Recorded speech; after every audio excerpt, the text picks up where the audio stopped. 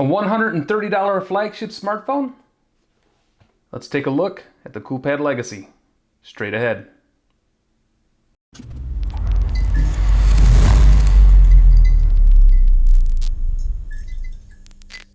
Welcome back, guys. It's Alex from TECHAERIS.com, and we are going to take a look at the Coolpad Legacy 4G LTE flagship smartphone that will only cost you $129.99.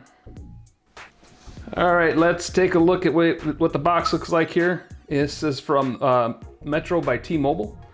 So this will work on the Metro by T-Mobile network. Not sure, I'll have to verify to see if it'll work on other GSM providers like AT&T or not.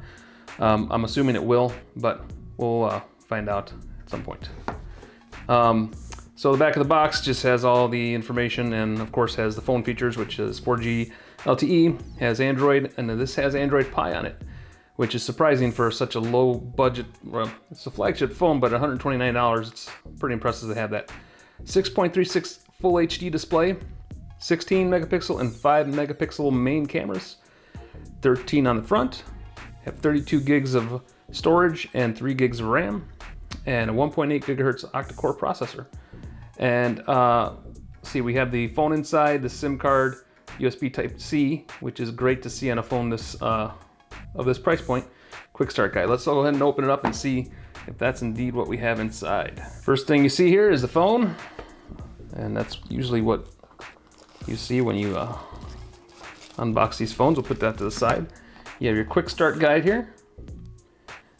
You have a health and safety warranty guide, and you have a charger.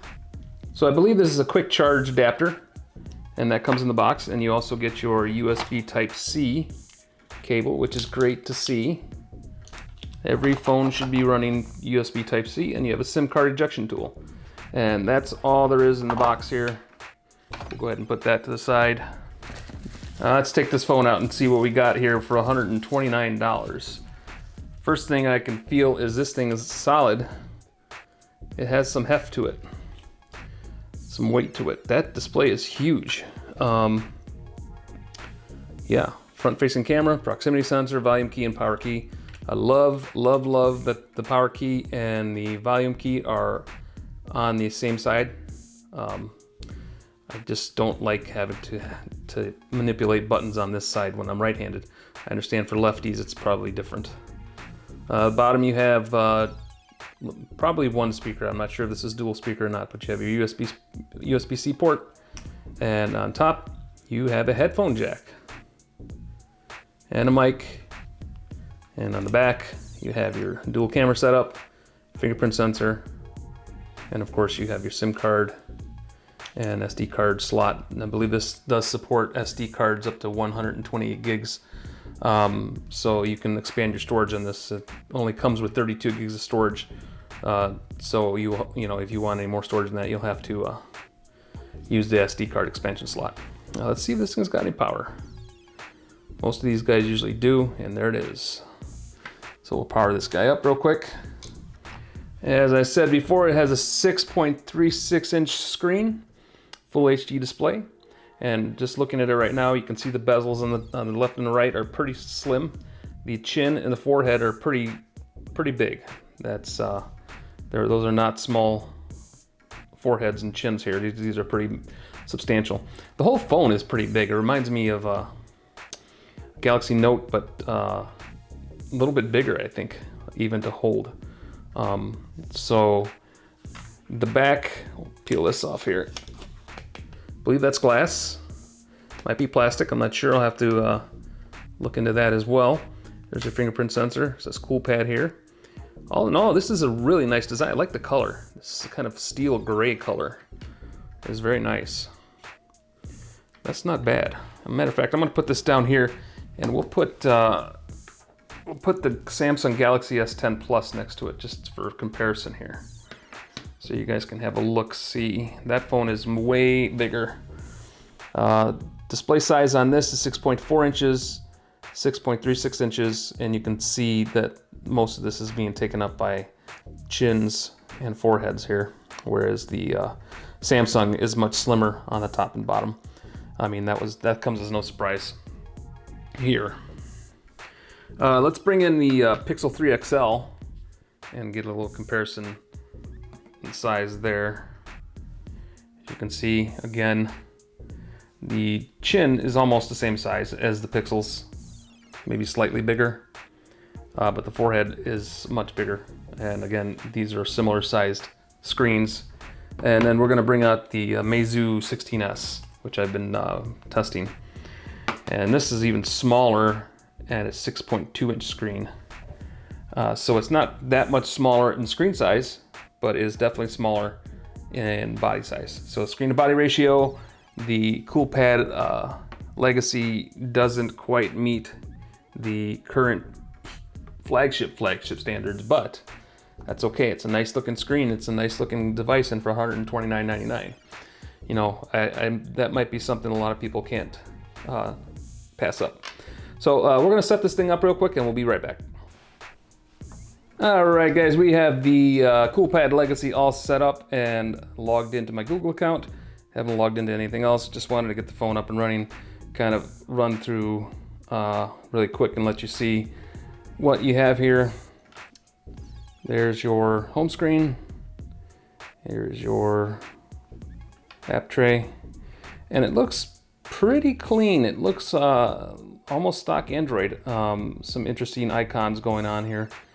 Something a little bit, I mean, the icons are a bit different than what you'll see on your Pixel, but I'm not sure that there's much of a skin on this thing. Let me run in and see what we're running here. If it's Android Pie, it should be Android Pie. That's what they said comes with it. Let's take a look. Android version 9, yes indeed. So this is Android Pie. And this is running, this actually, part of the reason this sucker's so thick, because I don't know if you can see that on camera, but it is a pretty thick phone comparatively to the Pixel 3 XL or the Meizu 16S or the Galaxy S10 Plus. But there is a 4,000 milliamp hour battery in this guy. So it's rather big. But I mean, the chin and the forehead are huge. I have to admit that. It would have been nice to see this slim down quite a bit. Not sure why they had to go all the way down this far. Side bezels aren't bad. I like them. Those are pretty good. It also has Qualcomm Quick Charge 3.0, which is good to see on a phone of this price point. As far as the CPU goes, it's a Snapdragon 450. Okay, so it's not the fastest thing in the world. So that's where you're getting hit the most, is with your performance probably. It's not going to be as fast and snappy as the Samsung or the Pixel 3 XL or even the Meizu. So, you know, we were talking $129.99 here, so we're gonna have to make some sacrifices, obviously. It's running a Adreno 506 for GPU. As I said before, it has 32 gigs of storage and 3 gigs of RAM. You can upgrade the storage capacity with the SIM card, the micro SD card SIM card tray here. Just throw in a 128 or anything lower than that, and you'll be good to go. Has Bluetooth 4.2, USB 2.0, obviously USB-C here. There is no wireless charging on board here, so you know you are sacrificing several things with no wireless charging. Slower CPU and GPU, but again at $129.99, this is Coolpad's flagship phone. I think that's a pretty good deal, especially for the size screen you're getting, a full HD display. We have to run through tests and put this phone through its paces yet. I stopped writing I was in the middle of writing my Galaxy S10 Plus review, which I'll probably do a video on later on, maybe next week. So I stopped writing this review so I can unbox and take a look at this guy who just came in just literally about an hour ago. So this is actually a very nice phone, and not everybody wants to buy this.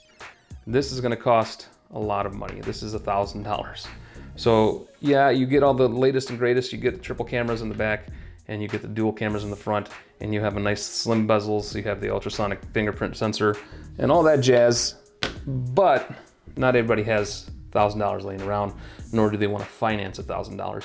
So something like this is a good phone for people who are looking to save money and who are living on a budget. $129.99. You can get it Metro T-Mobile. And yeah, we are going to have a full review on the Coolpad Legacy in the coming weeks. I will get my Samsung Galaxy S10 Plus review up next, and following that will be the Meizu 16S review. So we will get those two reviews up before we do this one, but while we are working on those, we will be testing this out as well. So that is the Coolpad Legacy flagship smartphone. It is not a bad phone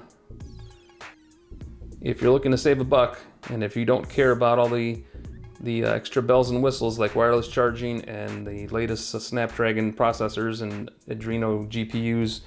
It I think will serve people who just want to save some money and have a good, decent smartphone. I think it'll serve them well. So, hey guys, if you like this video, make sure you hit the like button.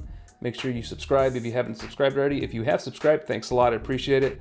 And make sure you share this with your friends, and make sure you hit the notification bell at the bottom so you're notified next time videos come your way. And we will talk to you guys on the other side.